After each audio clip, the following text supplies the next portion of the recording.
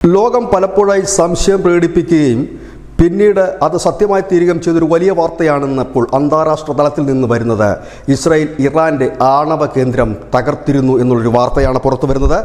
Israel October 26-നാണ് 1 മണിക്കൂർ ദൈർഘ്യം വരുന്ന ഇറാൻ ആക്രമണം നടത്തിയത്. ആ ആക്രമണത്തിൽ ഇറാന്റെ പാർച്ചീനയിലുള്ള ആണവ നിലയം പൂർണ്ണമായി തന്നെ തകർത്തിരിക്കുന്നു എന്ന് ആക്സിയോസ് റിപ്പോർട്ട് ചെയ്യുന്നു. ഇത് അമേരിക്കൻ ഉദ്യോഗസ്ഥരെ ഉദ്ധരിച്ചുകൊണ്ടാണ് ഈ റിപ്പോർട്ട് പുറത്തു വരുന്നത്. ഒപ്പം തന്നെ 2003-ൽ ഇറാൻ അടച്ചുപൂട്ടിയതും കഴിഞ്ഞ വർഷം വീണ്ടും പ്രവർത്തനം ആരംഭിച്ചതുമായ തലഗാൻ 2 എന്ന് പറയുന്ന ആണവ നിലയവും തകർത്തിരുന്നു.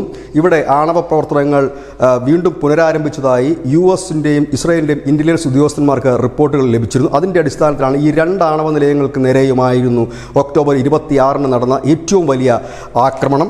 നിലവിലത്തെ സാഹചര്യത്തിൽ ഈ ആക്രമണങ്ങളെക്കുറിച്ച് പ്രതികരിക്കാൻ ഇറാന് കഴിയില്ല. കാരണം ആണവ നിർവ്യാപന ഉടമ്പടിയുടെ ഭാഗമായി ഇറാനിൽ അങ്ങനെയൊന്നും നടക്കുന്നില്ല എന്ന് അടിക്കടി പറയുന്ന ഇറാന് തങ്ങളുടെ ആണവ നിലയം, ആണവായുധങ്ങൾ നിർമ്മിക്കുന്ന നിലയം തകർത്തു എന്ന് അംഗീകരിക്കാനും കഴിയില്ല.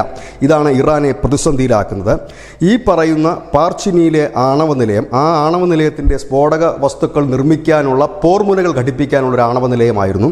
ഇനി ഇവർക്ക് വീണ്ടും ഒരു ആണവ ആയുധം നിർമ്മിക്കണമെങ്കിൽ കാലങ്ങളേറെ വേണ്ടിവരുമെന്നാണ് ഇപ്പോൾ പുറത്തു വരുന്ന വിവരം. കാരണം ഇതെല്ലാം പുനഃസൃഷ്ടിക്കുക ഇപ്പോഴത്തെ സാഹചര്യത്തിൽ അസാധ്യമായ കാര്യമാണ്.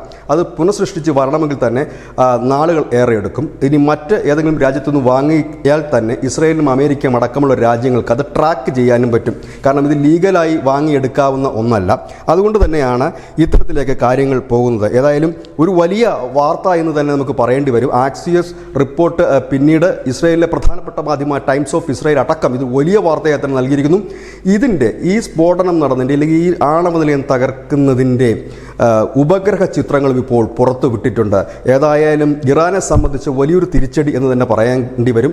ആണവ നിലയം തകർന്നു, അതൊരു വലിയ വാർത്ത തന്നെയാണ്. ഒപ്പം തന്നെ ഇത് സ്ഫോടകം, അതായത് ആണവായുധം നിർമ്മിക്കാനുള്ള ആണവ നിലയമായിരുന്നു എന്നുള്ളത് തന്നെയാണ് ഇറാനെ അത് പുറത്തു പറയാതിരിക്കാൻ പ്രേരിപ്പിക്കുന്ന ഒരു ഘടകവും. ഏതായാലും വലിയൊരു തിരിച്ചടി തന്നെയാണ് ഇസ്രായേൽ നൽകിയത്.